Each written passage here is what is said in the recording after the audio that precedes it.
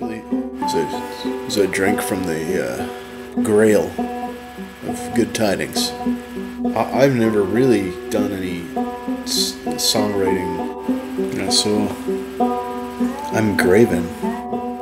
My name is Matt McKechnie. I'm in Graven, and I'm going on a tour with Trish Jameson and JD Edwards, and we are playing about 8 shows out in BC, and then we're coming back across, working our way through Calgary, going into Winnipeg, and then back to Saskatchewan.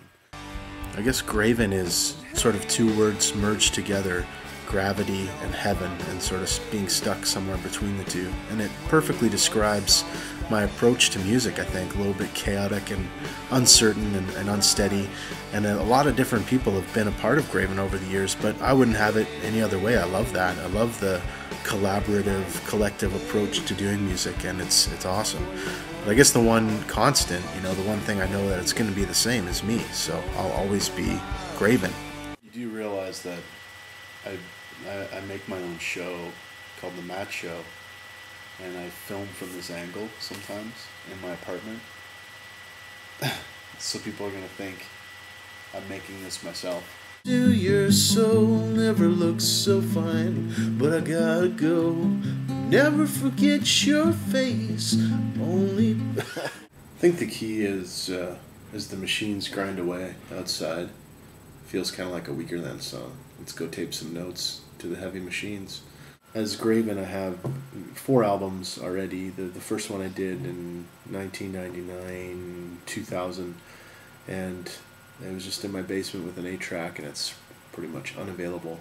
And the second one's called Pilot Light Out, and I was done with Charles Austin and Halifax, and with some of my own stuff added in as well. And the next one is Charles Called It Anthemic, kind of based on Charles and his inspiration to me to do music and to continue down that road. And then there was Mountain View to Canyon Heart, From Mountain View to Canyon Heart, which was all about a trip I took to the west coast of the U.S. And then most recently, Valley Theory, which was pretty well received. A little bit of acclaim came from that album. Not much, tiny voices here and there, but it was still nice. And for the amount of time we recorded it in, which was pretty much about 8 hours or so, I was pretty happy with. Yeah, I like to put out a lot of albums, and I don't really like to go by any sort of music marketplace rule of, each year, every 2 years or something like that. I think that creativity hits different people at different times. And so for me, it tends to come all at once or not at all. And so, yes, I have 3 albums that are sort of in the hopper. What if I just stare intently at your MacBook? Screw you, Steve Jobs. Screw you.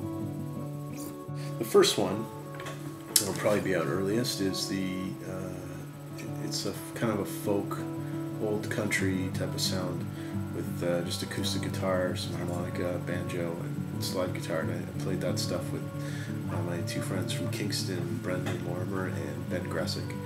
And that album is it does feature some of the songs that are on From Mountain View to Canyon Heart, but they sound completely different than they did when I originally recorded them, which was mostly just Brendan and myself messing around back in the day. So the songs have been fleshed out more, and I never really got to tour or promote those songs too much. So that's kind of what that whole process was about.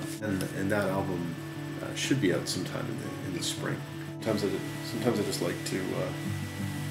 I just like to do this. Another one is called The Math Inside the Mountain, and that's a project that's been ongoing in my brain for a couple of years. And that's going to take the longest. That'll probably be another year or so, at least, before it comes out. And recording some of the tracks with that with Ray Ernest, my usual drummer, longtime cohort, and recording that stuff with Dean Watson at the Gallery Studios in Ottawa, on and off when time allows and when money allows.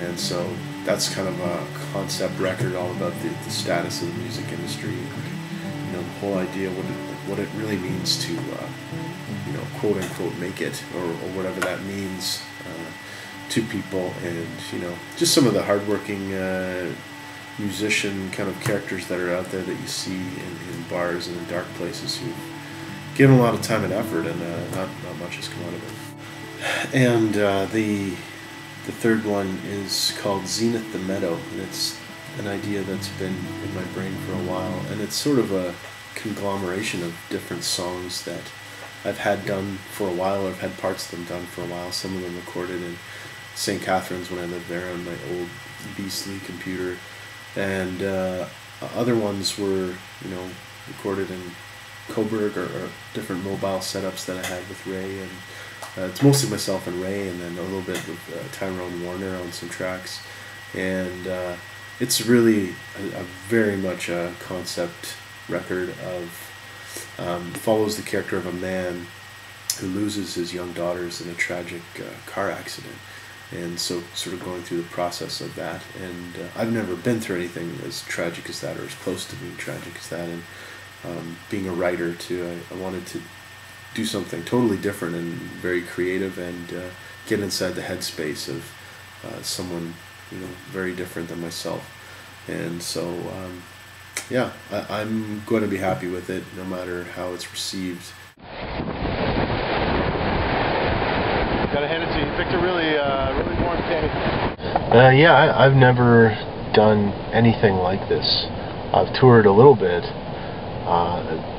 smaller tours in southwestern Ontario, a little bit to the east coast, but I've never actually even set foot in Alberta, Manitoba, or Saskatchewan. Not necessarily in that order, because I'm geographically challenged. But I'm looking forward to that. But I've never, toured like this, and I've never really done it on my own. So yeah, I have no idea what to expect. But I'm looking forward to it, and I feel like it's something that I need to do. Well, it's kind of an interesting story. JD and Trish and I were all friends back in the day and worked at the same camp together, and then we just sort of randomly reconnected in different ways. And JD first got in touch with me, and he's been in the Winnipeg scene for a while, multi-instrumentalist, just super talented folk guy. And Trish has been in BC for quite a few years doing her thing, playing a lot of guitar and singing, super unique voice and really cool style. And so three of us thought, why don't we make a tour out of the story?